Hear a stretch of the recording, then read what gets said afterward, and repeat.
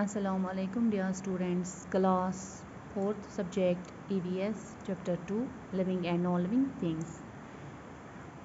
Aswich akk tasveer ch ta havi ya ahmad table akk ch plant spots mein plant akk to be ch akk boy ch standing near the table.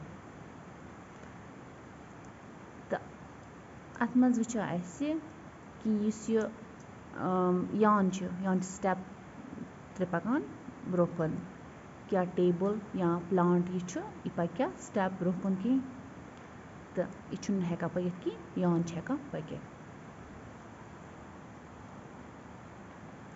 Things that can move on their own तम things कम यम पाने पकान या तम things कम यम पाने हेका पकित कहीं human beings, animals, birds, fish, insects, etc. can move from one place to another place by themselves. Human beings yim आसान इंसान जानवर परिंद fish कीड़े मकोड़े एक जाय पे बेकि जाय गसान पाने.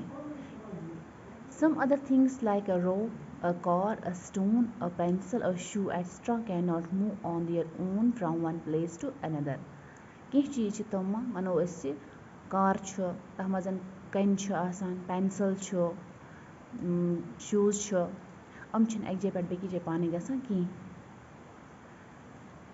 आज परो मजीद. Normally plants cannot move from one place to another on their own. Yam plants एक जाय पे बेकि जाय पाने गसान कहीं तह वुचमुत गोब्रो कुल एक जाय पे बेकि जाय गसान. But some plants do show some typical movements. कह प्लांट्स तम आसान यम कह movements हावान. Some flowers open in the sunlight and close at the time of sunset. For example, the sunflower can be seen always turning with the direction of the sun.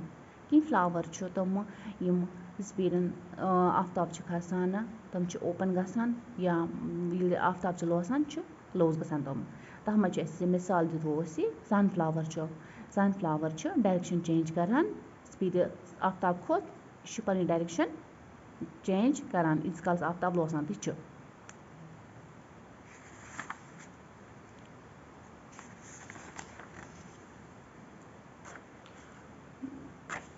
This is one type of movement. यह गई एक किस्म movement. The blooming of buds into flowers is another type of movement. Back movement क्या flower मजन सह blooming of buds. यह back movement. Leaves of some plants such as touch me not shrink when we touch them. पनवतर कुलन हुंद आसान तथ नाव touch me not. ये touch करो सह गसान shrink सुकड़ान. This is another example of movement in plants. तो यह back मिसाल plankton हज. Once again let's turn our attention to yarn, the table and the plant, says the teacher. एक फिर दोबार कर गो मतलब attention ये yarns को table तो plants मुतलिक वनान.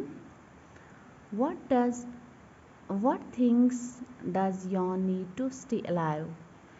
कम चीज यानस जिंद रोजन खतर जरूरी यमो यान जिंद रोज कत इंसान जिंद रोज.